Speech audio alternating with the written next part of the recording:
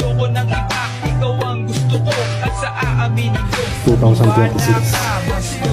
Bitawan mo yung mga bagay na nagpapabigat sa dibdib mo.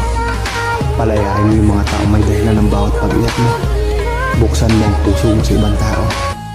You deserve better. ikaw ang